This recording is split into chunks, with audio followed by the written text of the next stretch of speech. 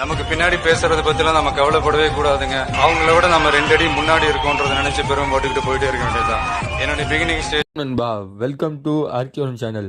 தமிழ் சினிமாவில் வந்து இப்போ பார்ட் 2 படங்கள் வரிசையில் வந்து ஏகப்பட்ட படங்கள் இப்போ வந்துக்கிட்டே இருக்குன்னு சொல்லலாம். வரிசையாக 2015 அஜய் கௌதம் அவருடைய இயக்கத்தில் வந்த டிமார்ட் காலனி படத்தோட ஃபர்ஸ்ட் படம் வந்து நீங்கள் பார்த்துருப்பீங்க. ஒரு ஹாரரான ஒரு சூப்பரான மூவி கொடுத்துருப்பாரு நம்மளுக்கு.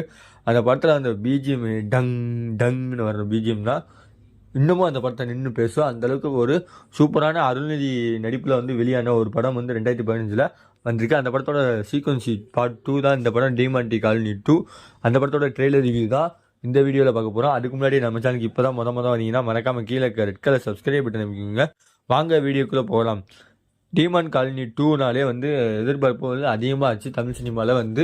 ஏன்னா ஃபஸ்ட்டு படம் வந்து சிம்பிளான ஒரு ஸ்டோரியிலையும் சிம்பிளான ஒரு கதைகள்லையும் சிம்பிளான ஒரு ட்ராவல்லையும் வந்து எடுத்திருப்பாங்க. அந்த படம் வந்து பெரிதளவு ஹிட் ஆச்சுன்னு சொல்லலாம். கிட்டத்தட்ட நம்ம டேரக்டர் அஜய் கௌதமுத்துக்கு அவர் வந்து அதுக்கு முன்னாடி இப்போ டிமாண்ட் காலனி 2க்கு முன்னாடி வந்து எடுத்த படம் கோபுரா.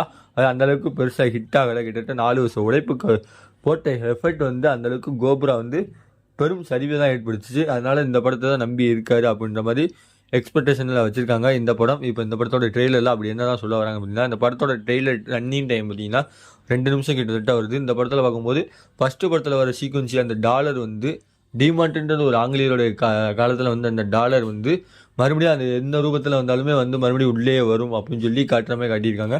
அடுத்த சீன்ஸ் வந்து அப்படியே ஜம்பாய் போகுது. ஸ்டோரிக்குள்ளே வந்து இன்ட்ரிஃபை ஆகிட்டே போயிட்டே வருது. மறுபடியும் அந்த டிமார்ட் காலனிக்குள்ளே வந்து மறுபடியும் அந்த பாலஞ்ச வீட்டுக்குள்ளே போகிறாரு. அது எதுக்காக போகிறாரு அப்படின்னு சொல்லி ஒரு ஹிண்ட்டுமே காட்டி போயிருக்காங்க. அந்த ஹிண்ட்டுமே காட்டினால போனதுனால எல்லா பேரும் போகிறாங்க. அந்த வீட்டில் போனவங்களாம் வந்து உயிரோட வர முடியாது அப்படின்னு சொல்லி ஃபஸ்ட் பார்ட்லேயே சொல்லியிருப்பாங்க. மேபி நீ அந்த ஃபஸ்ட் பார்ட் பார்த்துருந்தீங்கன்னா உங்களுக்கு புரியும். எனக்கு ஃபஸ்ட்டு பார்ட்லேயே வந்து எனக்கு அவங்க 3 பேர் போயிட்டு வந்ததுக்கப்புறம் வந்து வீட்டில் படுத்து கிடப்பாங்க.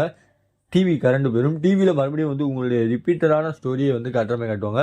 அது 2015 வந்த படம் வந்து ஃபஸ்ட்டு தமிழ் சினிமாவில் அந்த மாதிரி ஹாலிவுட் படத்துக்கு நிகரான ஒரு ஜேர்னலில் ஒரு ஹாரர் ஜேர்னலில் சூப்பராக கொடுத்துருப்பாங்க. அதே ஜேர்னலில் வந்து இப்போ ட்ரெய்லர்லேயும் சூப்பராக கொடுத்துருக்காங்க. அந்த ட்ரெய்லரில் பார்க்கும்போது அருள்நிதி நடிச்சிருக்காப்புல, பிரியா பவானி சங்கர் நடிச்சிருக்காங்க. இந்த மாதிரி ஏகப்பட்ட நட்சத்திர படங்கள் நடிச்சிருந்தாலுமே அந்த ஓஜா போர்டு கான்செப்டும் அந்த விஷுவல் கம்யூனிகேஷனும் சரி, அந்த விஎஃப்எக்ஸ் காட்சிகளும் வந்து சூப்பராகவே கொடுத்துருக்காங்க. அந்த ட்ரெய்லரில் உங்களுக்கு பார்க்கும்போதே தெரியுது.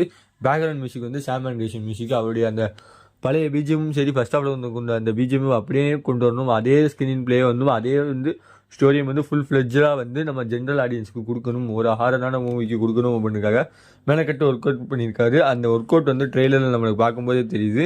இந்த ட்ரெய்லருக்கு வந்து நிறையா பேர் எதிர்பார்த்துக்கிருந்தாங்க இந்த படம் எப்படா வரும் அப்படின்னு சொல்லி.